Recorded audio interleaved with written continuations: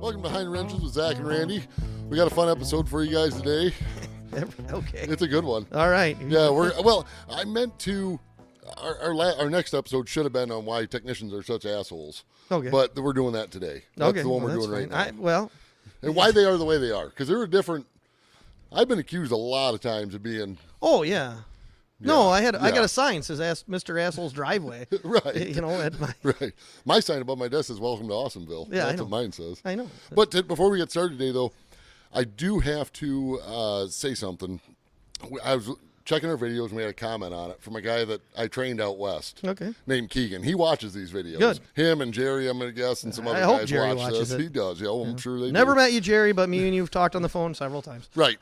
So he commented that, because I made a comment about being mean, and he commented that he doesn't remember being that mean to him. So I just want to start off and say that I like Keegan a lot, good friend of mine today, all sorts of stuff.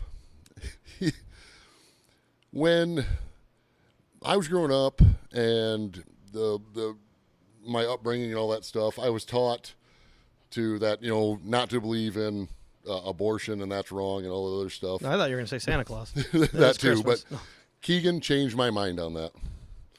Just so you know. Oh, yeah. So if he thinks I'm not mean, there's his mean comment for the day. Yeah. Well, he single-handedly changed my mind on my thoughts on that. We had a kid at the dealership. I asked him, did your parents ever think about abortion? Right. And he's like, what do you mean? I said, well, could they get one now? Yeah, And I got yelled at for that one. Post-abortion. Yeah, I'm like, or the one, the other one is, did your parents have any children that survived? Huh? What do you mean? Right. Come on. The local kids here, they always come out to the shop and always want to bother me about something here, there, or otherwise. They were at a party just down the road, and they had a truck that was stuck. They were trying to drive somewhere in a field. Of course. And they buried this. It was a 6.0 Power Stroke, buried it right to the front bumper. Yep. Okay. Sounds about right. They called me the next morning like, Zach, you need to bring the big truck out. We are stuck. We can't get this thing out. We broke 2 straps trying to get it out, on and on and on and so forth. Mm-hmm. So I said, well, let me go assess the situation first. So get my half-ton Silverado, and I drive over there. This thing, it's buried to the nose.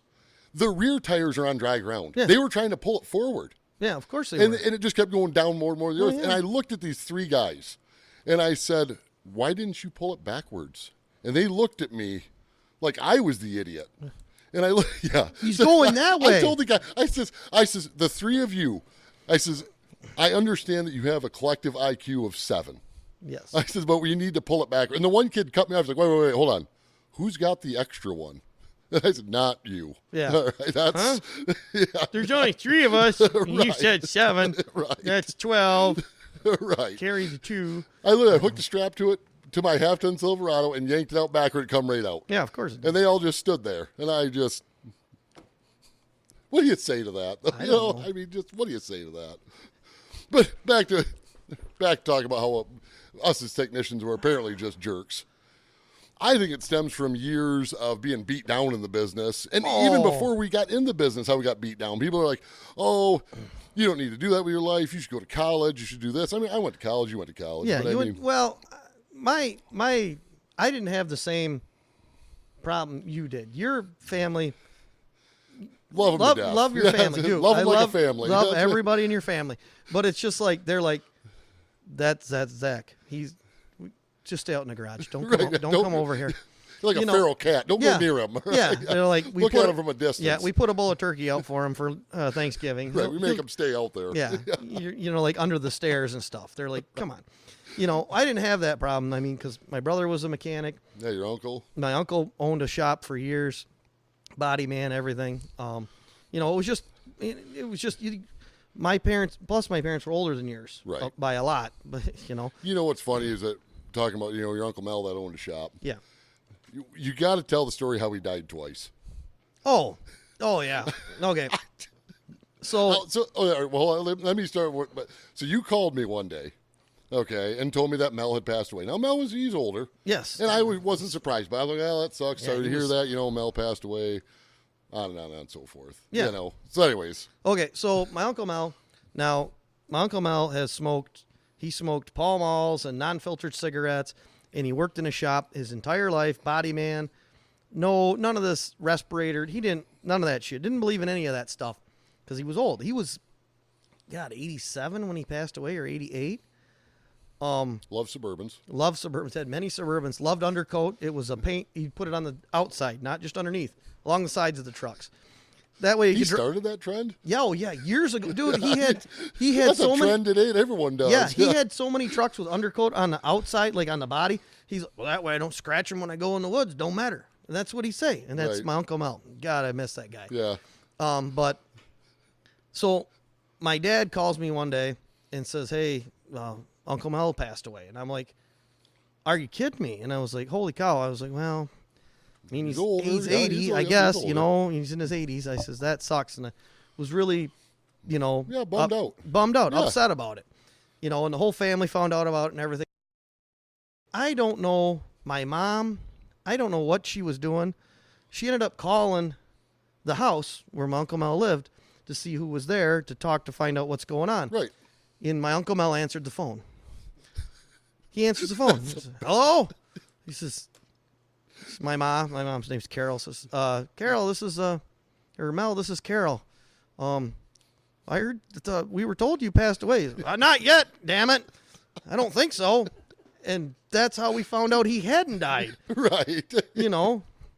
But then when he actually passed away. Yeah, when he actually. You know, it was what, 6 months later? Yeah, I mean, it wasn't too far after No, that. it wasn't. Maybe a year at the most. It might have been 6 months to a year. I don't remember. Right. And I remember that you texted me that morning and said that Mel had passed away. And my first response was, again? Yeah, again. Are we sure For real this time? Yeah, did he actually die this time? I mean. Yeah.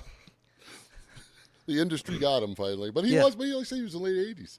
Yeah. You know, I mean, he lived a long life. Oh, I mean, he had his own gas station. I mean, when I was a kid, that's where I was. He had a gas station, he had a Union 76 station in Bay City here. And I can remember getting yelled at as a kid because you ran over the thing, rang the bell. Oh, yeah. You know, I would be out there jumping, ding, ding, ding, ding, get the hell off of that goddamn thing. You'd hear out of the shop because I was jumping on it, you know. But, I mean, that's where I was. I was there in the shop, you know, I come to find out later when at the funeral, one of my Uncle Mel's buddies come over and it's like, man, he says, you don't know how proud your Uncle Mel was of you, That's know, awesome. because where you got in the industry and how far and what you were working on. He said he talked about that more than anything. And that meant a lot to me. I really miss that guy. Yeah, I understand that. You know, that was, you know, not to sit here and tell sad stories, you know, but it was the same thing. You know, my great grandfather and I, you know, he owned his shop forever. I know, and he'd have loved to see what I'm doing today. Oh, he'd have loved it. He would, but. And what kills me about that, and, you know, we talk about why technicians are the way they are. We talk about things that we've gone through in our lives. Like, so I do believe that technicians are just built different. Have to be. Their mindset's different because, so, like I said, sit here and tell sad stories, even though I'll tell a couple of them. I remember when I left and moved out west, I did not go see my great-grandfather for the last time. And I says, I'll be back in 6 months we had some event we had to go to. There's never enough time. Don't miss out on any of them opportunities. Yeah, don't ever miss out on that. Because I regret that forever. Yeah. And I'll never forget that day. It was in July, and my phone rang. It was my dad. And he called to tell me that my great-grandfather had passed away. Mm-hmm. And what was crazy about that story, though, is I was at work that day. And when he called and told me that, I'm standing there just like beside myself. Like oh, I'm not going to get to see this guy again. Of course, he was 96 years old. Yeah. You know, and it's not like he died in a skiing accident. You know, I mean, he was just... It was tragic. It was on the track at Indy. And he lost right, yeah, he lost control at Indy, and that was it. He was qualifying. Right, he was qualifying. Yes. But anyways, and I remember hanging up the phone, and I'm standing there, and I started to get sad. And the guy working with me, because I was running the shop at the time, looks at me, he's like, hey, dude, we got to get this done. We got to go. And there was no time. Like, it's time to go back to work. And there's no enough time to be sad for this. It's time to go back to work. Yeah. Of course, he always did tell me too. I always used to tell him, I'd say, Grandpa, you know, I'm gonna be sad when you're gone. And he'd always say the same thing because he was a technician forever. You know, he's, what the hell do I care? I'm dead. Exactly. I've thought the same thing. I said, well, I'm still gonna miss you. He said, I won't. Yep. I won't even notice. Yeah. What do I care? Yeah. Well, I guess that's what gets you through. That's Grandpa. You know. Well, like you said, the same thing. Like my dad had a 50s Mercury shaved door handles. Oh, yeah. I wish I had a picture of that because, God, I would love to build one like what he had. I have no pictures of it. Now, my dad said that every place he stopped, someone tried to buy that car. And God, I would love to have seen a picture of it. I mean, my dad wasn't a big car guy. I mean, he loved racing. He did race. He was, you need circle track, stuff like that. But, he wasn't like a mechanic. He worked at steering gear for 50 years. And when he passed away, I'll never forget this. This was the weirdest thing that ever happened to me. He passed away, and I had a dream. Him and Uncle Mel showed up. And I'm like, hey, in like the technician side of me, hey, you guys are dead. You're not supposed to be here. This is exactly what went on in this dream I had. And they're like, yeah, I know. Well, everything's going to be okay? And they were gone. Yeah, well, I'm like, okay, cool. And I was like, what the? We woke up out of that, and I'm like, that was the most screwed up dream I've ever had. Yeah, no kidding. Wow. I never told. I think I told Sabrina, but I don't think I told it. Maybe Josh. Right. It's not like now I've told the world. Yeah, now the world knows. That's right. Like and subscribe, please. Send money. Yeah, they send money. Yeah, 32 people know about it now. Come on, there's like 3,200, right? There's a decimal point. I got a funny story. It's really not a funny story, but I mean it's a story. So I don't think I ever told you this story. I don't think not a lot of people know this. Okay, so back in the day, I say that a lot. 20 years ago. Okay. All right. I was dating this gal, and you remember, don't say her name. If you say it more than 3 times, she'll appear. Yeah. We don't. Honestly, I don't. I can picture her, but I can't. That's fine. We don't need to. All right. Anyways, my point to the story is this: is that she lived across the state, and it was a struggle for me every week to drive over there, or her coming over here, on and on and on and so forth, and this and that and all this other stuff. But I remember that our relationship was starting to suffer because of the distance thing. Yeah. And I remember I got home on a Sunday from seeing her, and I was so, I don't want to say distraught, that's not the right word, but like angry that neither one of us thought it was going to work out.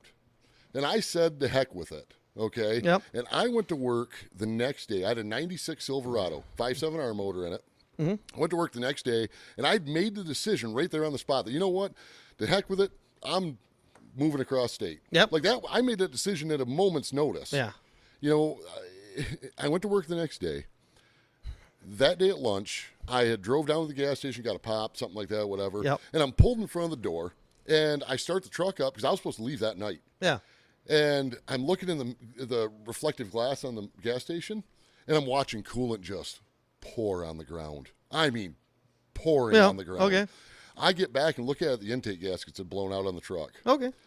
And which is common for them R motor 5.7s, Yep.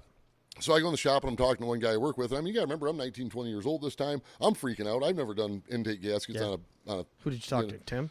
I'm getting to that. All right, I'm getting to that. Okay. So, anyways, yeah. So the guy was working. We work late nights, Mondays and Thursdays, and this was on a Monday. Yep. And the guy I was working with says, "Hey, bring your truck in right at 5 o'clock and just get started on it. See if you can get that thing hammered out." I pull it in the shop. I start tearing it apart, and I don't know what I'm doing. Yeah. I'm still halfway learning and in the business. And this technician comes walking by, and he is an asshole. Yes. I mean, this guy is just, if you were to meet him on the street, you'd think he's the biggest jerk you ever met in your life. And he jumps in there, and he starts ripping this truck apart. And just started yelling at me. He called me an idiot. That guy called me more names in that 45 minutes than I could ever tell you. He's like, hand me this, hand me that. You're not smart enough to do this job. And he cranked that job out in 45 minutes. Yep. Had it done. He's like, now get the hell out of here. I don't even want to look at you anymore. And walks off. Yep. I got in that truck, went home, packed a bag, and was gone. If he's such a jerk, but he has that attitude that most technicians have. Yep. And if he wouldn't have done that. Yeah. Would I have second thought it and not be where I'm at today? But you know Well, what I'm saying? But he was a jerk to me the whole time he was doing it. I mean, And lo and behold, that jerk is married to my cousin. I know that's what I said. That's your relation. Yeah. Right? Yeah.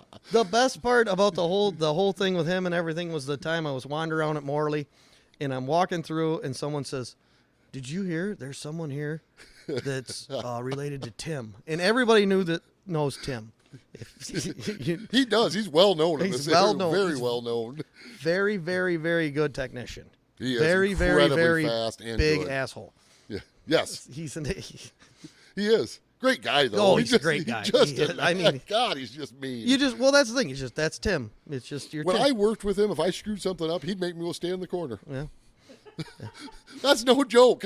Or he'd make me go. But I'll tell you what, though. It's that mentality. And I think people have lost that over the years. And what I mean by that is that, he would yell at me and belittle me and then make me go stand in the corner and tear apart. Like if he, if there was an engine that was sitting there that had to be torn down, he'd be like, go tear that down and tell me what happened to it. That's your job today. You're not allowed to touch customer cars today. Yeah. And I went and did it. And I learned a lot from doing that. I mean, even though he was very hard on me, but I still learned a ton from that guy. Well, like I said, I go back to Petey.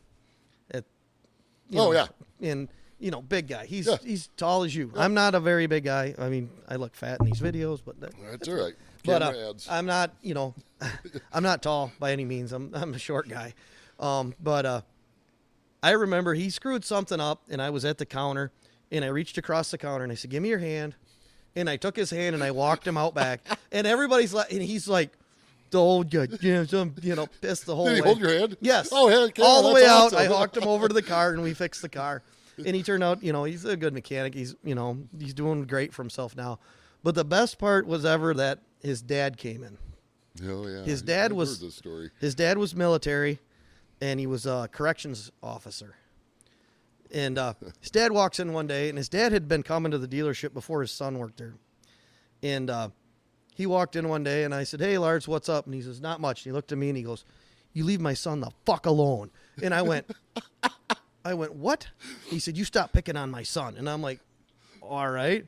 I was like, I didn't know. I was just talking to him, but I mean, and I've told lots of people the story, and everybody laughs, and they look at him, and he, "Shut up, man. I don't," because like, to have your dad. Yeah, you teased him for that. Like, your dad come in had to have a talk with me. Huh? Yeah, your dad comes into where you work. "Stop picking on my son." I mean, like that's the mentality.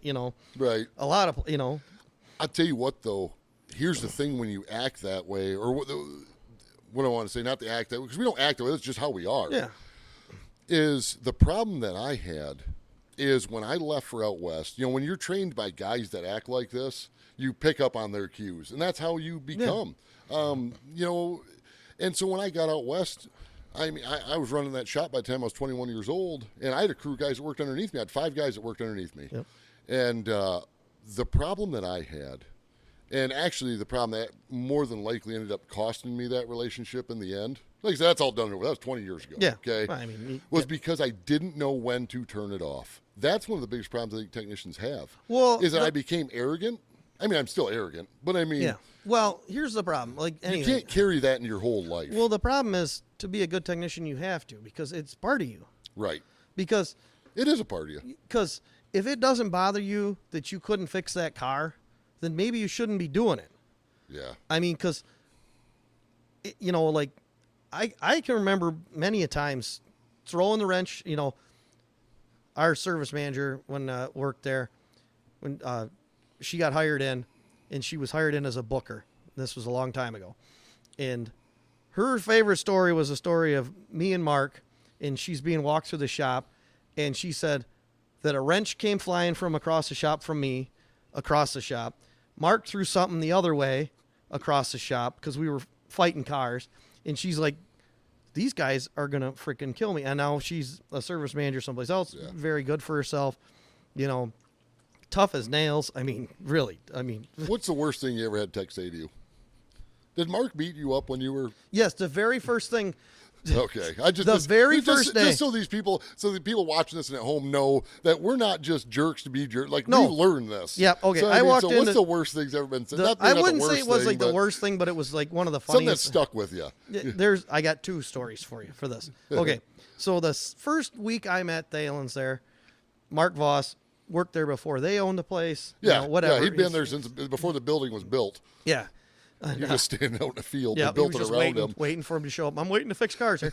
No, great guy though. God, I miss him too. I know I miss that guy. But we walk in and we're sitting there, and Mike, who now works with me, again, we're sitting there. Everybody's standing around, and Mark goes, "So, you got a girlfriend?" And I was like, "No." He says, "Oh, are you gay?" Jesus. And that was like, that sounds about right. and I'm like, no. I was like, dude, I just got out of college. I'm like, whatever. I mean, it is what it is. It's just, that was Mark. That's awesome. He was just that way. It was hilarious. The first time I ever met Mark, maybe not the first time, but like I'd talked to him a few times. I remember I was working at the Chrysler store and I'd wander across, and your guys, they'd send me over there for, I don't think they just did it for fun sometimes. Go find 90, 30 seconds. Right. They got one next door. Right. Yeah. Go find us a metric. Go find us a metric magnet and come on back. So, anyways, I was wandering around and I'm walking through your guys' shop, and Mark stopped me. And I knew who he was, but I never really met him. Yeah. And he's like, "Hey, come here." And I wander. I'm like, "Oh, hey, Mark." I'm like 17 at the time. I'm like, "What's going on?" He flips me off and walks away. Yeah. That was it. That was the whole. That was his the whole wave. interaction. That was Mark's wave. Was he'd flip you off, and he had a little robot hand on his thing, I remember that. and it'd flip you off. It'd flip you off. Right. I mean, it was Mark great. did. That was the way. That was how Mark said hi. He'd flip you off as he's going by. That was his hi. Another good story of Mark was the fact, I 6 months been working there or whatever, and this beautiful looking woman comes in, blonde, and she walks in. I'm the only one in the shop. Everyone's gone to lunch. I got stuck on something or whatever. And she walks over to me and she says, "Oh, you must be the new guy I've heard about." And I said, "Oh yeah, I'm Randy. Okay, what's up?" She's like, "Well, is Mark around?" And I says, "No, he's gone to lunch. He'll be back in a little bit." Okay. And she wanders away. And just being a technician, being a guy, whatever, Mark comes back and I say, "Hey, there was a woman here looking for you." And he says, "Oh yeah, what you look like?" He says, "Oh, blonde with big tits." And he goes, "Oh, okay, all right, cool." 5 minutes later, she walks in and walks over to Mark and starts talking to him. And he goes, "Hey, Randy, is this the blonde with the big tits that was looking for me?" And dude, I felt like that right. tall. Yeah, this is the first time I'm really meeting her. I'm like, and she was just as bad as the guys. That was the best part.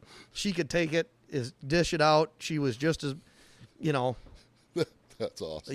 it was just hilarious. It's just, That's awesome. Yeah, good stuff. I mean, one of the guys that one of the trainee kids that I had one time, and I don't know what it is. It's just so easy to, and you don't mean to be mean, but my God, it's like you're trying to drive a point home. Yeah. Like there was a pan of coolant on the floor in the shop one day, and that kid working for me that I trained, he's actually a Marine now. Yep. And he said that I went down to Paris Island to pick him up. And he looked at me right when he got, when they released him, and he looks at me and says, "You missed your calling, just so you know." Yeah. He says, he goes, "You prepared me for being here." I laugh about that to this day. I was laughing at those guys. You guys ain't being mean. You should see this guy I know. Well, so there was a pan of coolant in the shop, and I said, "Hey, get that pan out, dump it in the used coolant barrel." I said, "Get that cleaned up, let's get this swept up and whatever." And he wandered off, and he's dinking around, doing whatever. And finally, it was like the fourth time, I asked him nicely, I'm like, "Dude, I told you, pick that pan of coolant, get it cleaned up so you can sweep the floor out." He walks over to pick it up. As soon as he bent down and picked the pan up, I swift kicked that pan as hard as I could and covered him. Yep. And he looked at me and I said, "Maybe you would have picked up the first time, this wouldn't have happened." Yep, you'd be all right. Yeah, you'd be okay, I said. They said, "He's a Marine today." Yeah. We had a tech, and I don't remember how the whole story started, but we had this tech at the shop. And, Jesus, this is great.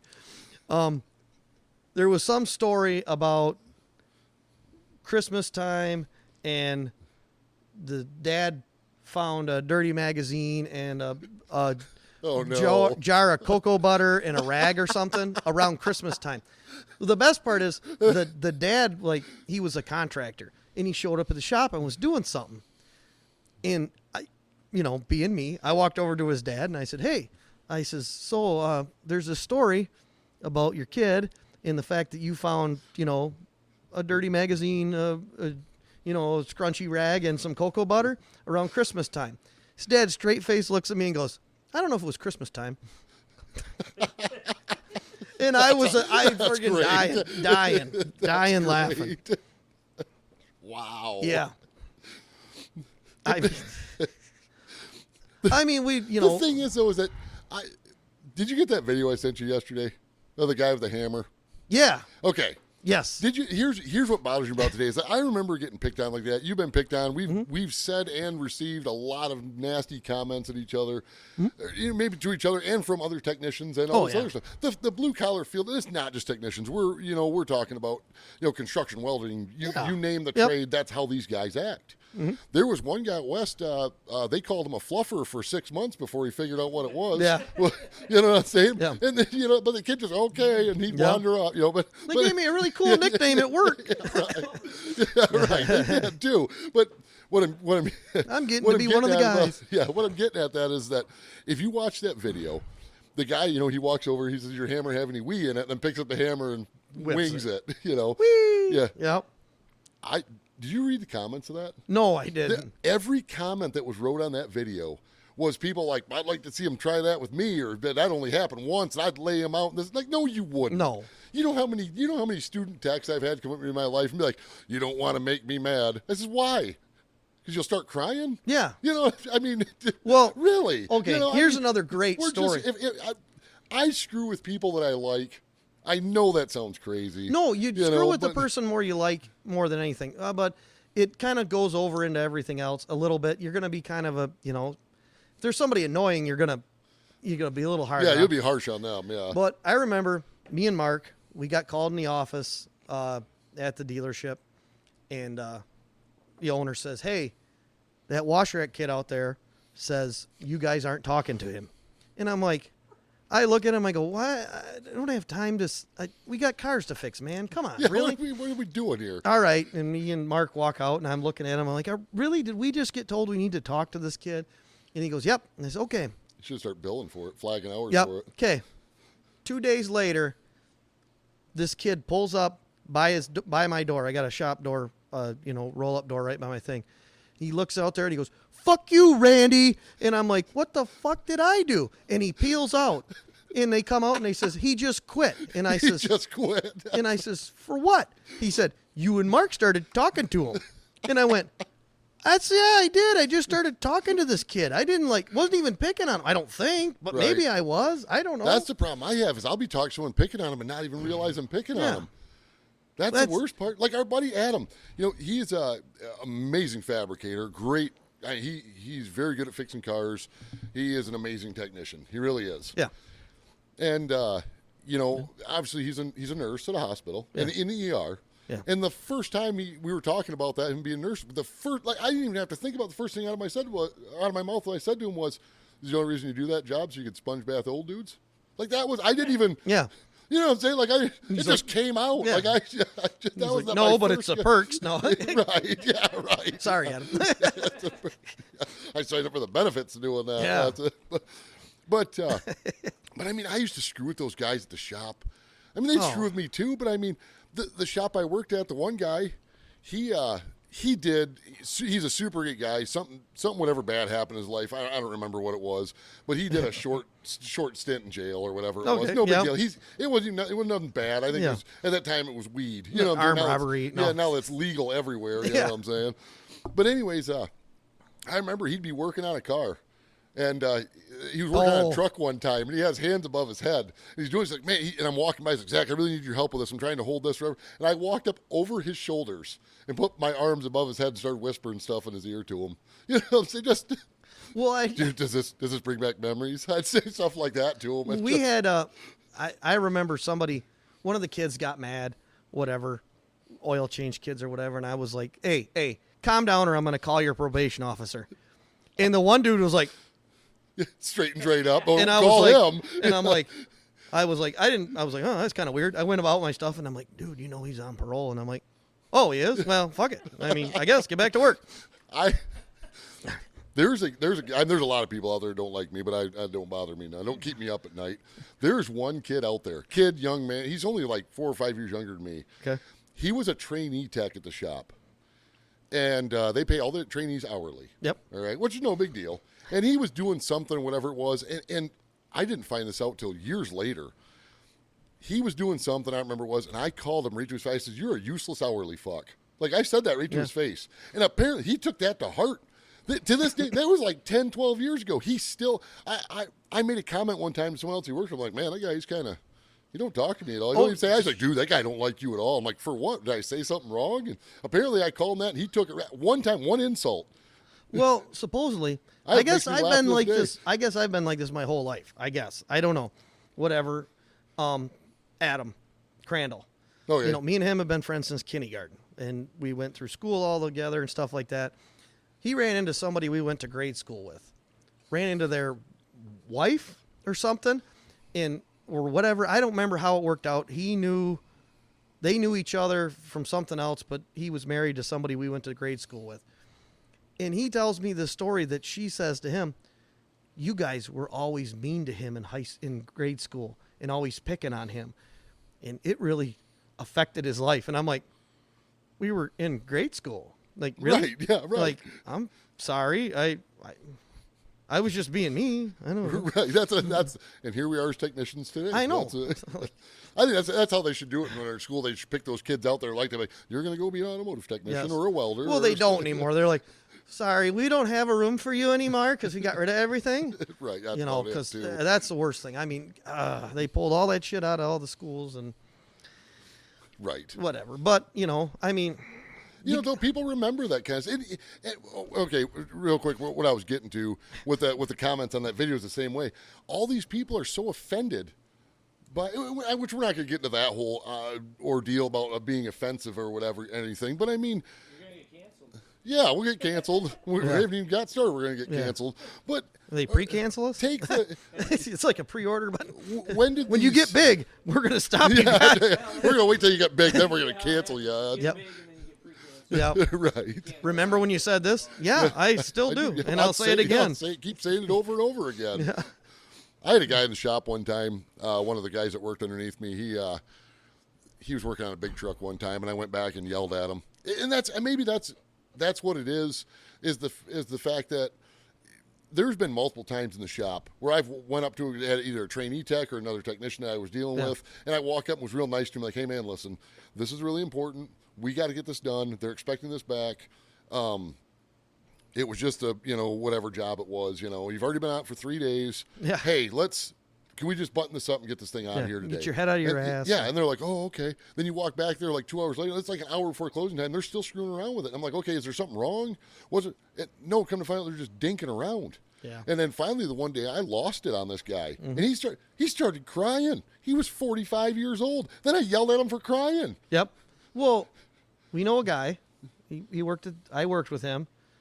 His name rhymes with it's kind of like Rob, Oh yeah. Okay. Okay. Yeah, I got. I don't want it because yeah, right. Okay. Tell the story. Okay. Well, this he was like, he had really thin skin. Really, I mean, he was your age. He might be between me and you. I think it's between you and I. I know. And who it I'm is. like, dude, are you really that much of a pussy? right. I'm like, come on, dude. I'm like, he was like, I really thought you hated me, Randy. I was like, no, I don't hate you, but I don't like you either. Right. I said, that's what I told him. I says, I mean, we're not going to go hang out. Right. Yeah, we're not going to grab a beer after this. So I go to work at the post office, and I have put my 2 weeks in, and they hired this guy back. This is like the third time or something that's like right. this. Yeah, third or fourth round. Yeah. And he comes strutting through the shop, smiling, ear to ear. I'm back here. I'm so happy. They wanted me. And he comes over to me and he goes, hey, Randy, did you hear? I'm coming back. And I said, yeah, that's what I heard. That's why I quit and I'm leaving today. Yeah, that's right. And his response was, oh. And he walked away sad. Yeah, go stand over there. They're like, yeah, you want to work with me? You thought I Right. hated you. right. Like literally, he said, "Oh, you hated me." I said, "Well, no, I don't hate you, but I'm not gonna wish any ill on you, but I also not gonna help you." Right. I mean, the story of the kid. We had that goofball kid at the shop, and I chased him out of the shop like 3 or 4 times, like totally ran him out of the shop, chased him, said, "If I get my hands on you, I'm gonna kill you," because he was such a little shit, pain in the ass, know-it-all, couldn't do anything either, and so he's looking at this Duramax pickup. Now, this kid's like 18 years old, living with his mom and dad. This was probably 2008, 9, something like that. And this truck's like 3 years old. Now, Duramax, you're thinking like $30,000 truck. Right. And he's like, I should buy that truck. And I says, that's a great idea. You should buy that truck. And he's like, well, I can't get financed. I says, have your mom co-sign for you. Right. She can co-sign and get you the loan. And he says, really? And I said, yeah, your mom can do that. Oh, okay.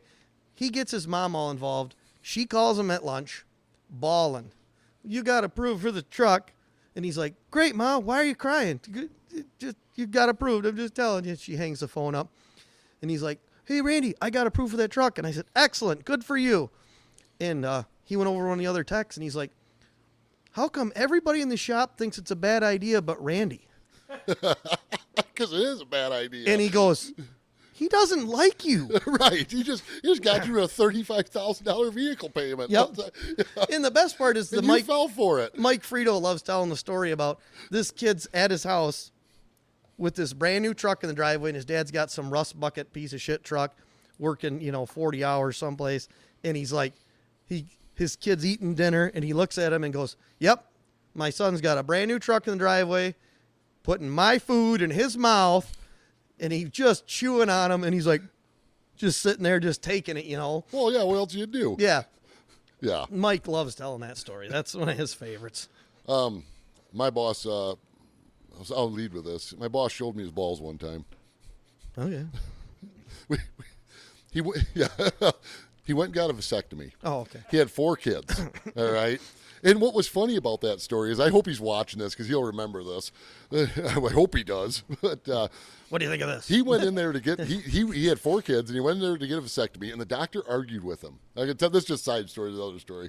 The doctor said, well, listen, are you sure you're done having kids? And this, that. He threatened the doctor. He says, I'll bring them 4 kids in. You hang out with them for an hour. Yeah. He says, then you let me know whether I need the vasectomy or not. So anyways, he went. Yeah. So he went and had the vasectomy done. And me and the head machinist over there, Kip was his name. Great kid, great guy. Miss him to death. We were picking on Jerry the whole time about getting his balls cut off. Yep. And we did. We picked on him for like a week straight. He couldn't lift nothing. He was on weight restriction for like a week or two. Yep. Just normal stuff when you have that procedure done. And we were picking on him constantly about not having any balls. And we were in the back shop one day where the hoists are. Oh yeah. And we had a truck up on the drive-on rack, and he was in the bed. We were putting a 5th wheel hitch in it. Yep. And Kip and I are down there just making fun of him. Yep. Just He jumps up on the tailgate of that truck, unzips his pants, whips his balls out. He's like, there they are right there, boys. Any other place, yeah. that would be an HR nightmare. Oh, yeah. And all Kip and I can do is stand there like, yeah, it's great, Jerry. You Yep. got your balls on you. Yep. We got you. At least we see them, Yep. It's nice to see your wife let you have them today. Right, yeah. You planned this, didn't you? That's what my response would have been. You planned that, didn't you, huh? Got them back from her so you could. Right. That's great. The other guy I worked with will tell this story real quick. His wife sent him in for a vasectomy. When he got done with the vasectomy, he got home, and she left him. And he says, well, why'd you send me in for a vasectomy if you were leaving me? She says, because you don't need any more kids. So, that's great. Anyways, but all righty. Well, that's about all we're at for today, though. That's why I don't think we even solve why technicians are the way they are. You got to hear a lot of good stories about why we are the way we are. Yeah. I mean, this is the life we've lived. I don't know. I think we'll have to revisit it sometime. Yeah, we'll revisit, tell some more stories about things yeah. that have happened in the shop. There's a lot of them. Yep. So, all right, that'll work. Well, for Behind the Wrenches, this is Zach with Zach and Randy. You guys have a good one. We'll see you in 2 weeks. Yep.